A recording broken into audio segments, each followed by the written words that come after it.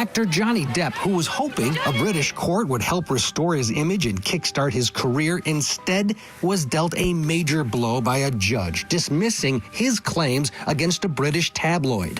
Depp sued The Sun for libel after a 2018 article called him a wife-beater, but Justice Andrew Nicol of the High Court of England sided with the newspaper, saying what they published was, quote, substantially true. So Johnny Depp was on trial in England suing The Sun. He lost that one. It wasn't against Amber Heard, but she was a big part of the trial. As a matter of fact, she flew overseas to testify and then spoke to folks outside of the courthouse. I traveled here to the UK to testify as a witness to assist the court.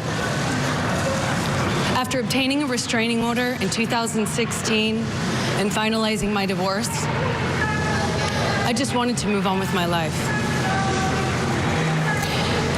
I did not file this lawsuit, and despite its significance, I would have preferred not to be here in court. So that was trial number one for Johnny Depp. This is trial number two, but the trial overseas, no cameras inside the courtroom, right? It's not the United States. And I was in the United States, so I didn't see the trial. Good news for you tonight. We have someone who was there for all of it. He joins us tonight from England, but is here covering this trial. Nick Wallis, journalist from overseas. Great to see you, Nick. Hey, Vinny. Thanks very much for having me in the beautifully appointed Court TV gazebo. Exactly. It's an honor. It's beautiful here. So, what your first impressions of the difference between what's happening here in Fairfax County, Virginia, versus what happened over in England? It's on telly.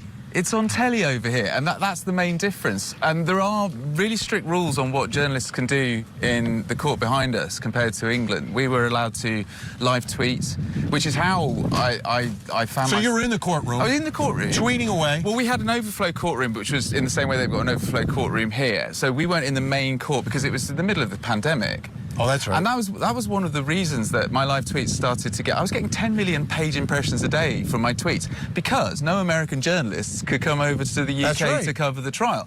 So I became the only source of blow-by-blow information about what was going on to a huge audience across the pond and all around the world who, because it wasn't televised, didn't know what was going on. So I just sort of idly live... Because we're in England, we're allowed to do it without having to ask permission of the judge. Right. You can just rock up into court and just start live tweeting. Check your emails, and you know, as long as you don't make phone calls. There are some courtrooms in the United States where you can do that. This is not one of them. I read up about this because I was hoping I'd get to do it here, but no. But yeah, so we got cameras, we got the telly for you. So well, this is the thing. But yet the rules on what everyone else can do, apart from the cameras, are really strict. You're not allowed to take any electronic devices into court other than a phone. And we've had deputy sheriffs in there telling us that if they see us with a phone, we'll be ejected from court and not allowed to come back for the rest of the trial. And we might deport you. Well, that could be on the cards. That could happen to you. That could be on the cards. All right. My visa could be cancelled and I'll be out. In terms of what's happening, though, on the witness stand and the testimony and the lawyers, how would you compare the two cases? Is Johnny Depp's case basically the same? Yeah, it's just that the jurisdiction is different, and that's why he's suing her here, saying that the article that she wrote in the Washington Post defamed him in the same way that he said the Sun article written by Dan Wootton was also defamatory. The key thing about that UK trial was that he lost but this is the big difference between the two. A single judge made that decision. We don't have jury trials for libel in the UK anymore. They stopped in around 2013 for reasons that are unclear. So one single judge, Mr. Justice Nicol, decided that Johnny Depp essentially was a wife-beater, that the Sun's allegations were substantially true. But how about people overseas? You're getting a lot of response online to everything. Do people believe in that first trial? Do you know what? It made me realise just how famous Johnny Depp is. I mean, I knew he was a big film star, but his audience, because his body of work, because he's been famous for 40-odd years now, hasn't he? And so there are millions of fans all over the world who don't want to believe that he could be a monster. And I mean, you were discussing the evidence that we heard in court yesterday. Well, actually, it wasn't evidence, was it? It was submissions by the attorneys about what we're going to hear in evidence later on in the trial. Now,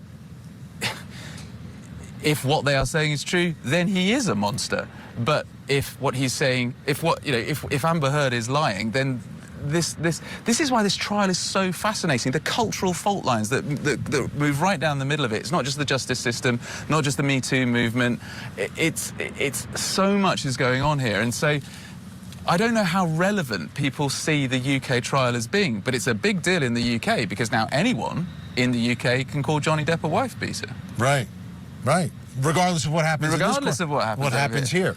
So, the witness we saw today was fascinating. Johnny Depp's friend, Isaac Baruch. Yeah. What a man. Now, did he appear in the first trial? Yeah. And was he the same kind of guy who took over and was doing a one-man show? Well, he was beamed in live from LA, and I don't know whether you've ever been to the High Court in London. It's this Gothic palace built in the 19th century. It's very staid and very fusty, and people wear wigs and gowns. And then suddenly you had this incredible Brooklyn accent with this full wattage personality just beamed into court, and he was exactly like he was today. And his evidence was consistent with the evidence that he gave today. He loves Johnny very much for understandable reasons, because Johnny's looked out for him and looked after him, and he's convinced that Amber Heard is making all her allegations up. But it wasn't so much his opinion or his thoughts on whether Amber Heard was wearing makeup or not, which we heard a lot about today. It was just his genuine, full-bore personality, and yet only 60 or 70 people witnessed it in London because we didn't televise it. And I remember seeing him today and thinking, a star is born. Yeah, exactly. Powerful. All right, how about Johnny Depp and Amber Heard? How they're comporting themselves here in the United States versus overseas? Well, crucially, we haven't heard them speak in the witness stand. Yet, no, because Johnny Depp was on. We had the first day of opening statements, like you did here back in London, and then Johnny Depp was on the stand for 4 days. And in England, we have a slightly different system in that you don't get examined by your own attorney. You get immediately, aggressively cross-examined by the opposition attorney. So we were getting really, really aggressive exchanges from the NGN newspaper council, we call it. And how did Johnny handle that? I thought he handled it with... Does he remain calm? Does he get combative? Equanimity.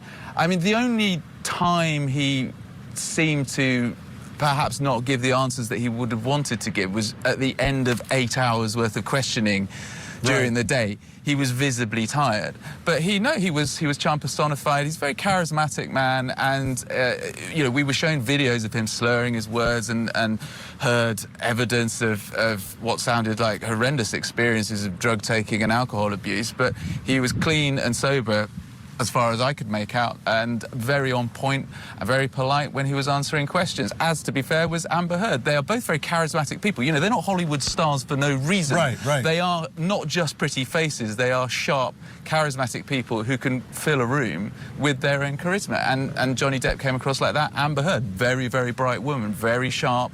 When she was often ahead of the QC that was the Queen's Counsel, the barrister, the equivalent of the attorney that was cross-examining her. She was on top of her brief and very good at answering questions. They both were. But the judge decided that she was telling the truth and Johnny Depp was a wife beater. Okay. Before we run out of time tonight, we want to have you back during this trial, obviously. I'd love to. I'm going to have to get you to do an interview, though, for my podcast. If Absolutely. That's right. On the park bench. We don't have a well-appointed gazebo. We've got a park bench over there. Okay, on the park bench, not a problem. Not a problem. Your thoughts about the jury? Young men, it looks like.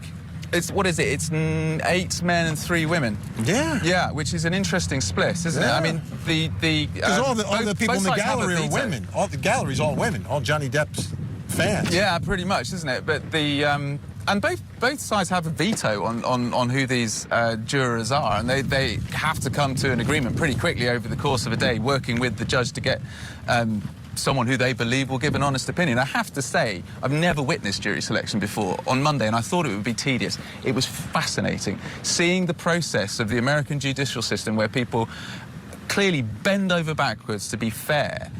I thought that was a sharp contrast with what we had in the UK, where we've got one judge, and a very experienced judge who wrote the book on libel law in the UK. Right, but he's a professional. And he's a professional, but it's one person. And here, seeing two teams working out with the judge how to get 11 neutral people in that courtroom was fascinating. And I felt comforted that they are going to come up with the right verdict when they eventually do at the end of this trial, because the effort that went into making sure there was very little scope, if any at all, for any sort of bias. All right. Nick Wallis, great stuff. You're coming back, Thank right? you very much. I'd love to. Lock him in. Lock him in throughout the trial. Great to see you. When we come back, folks, we got a lot to get to here. Wow, what a day. What a day in Fairfax County, Virginia. We've got more. Don't go anywhere.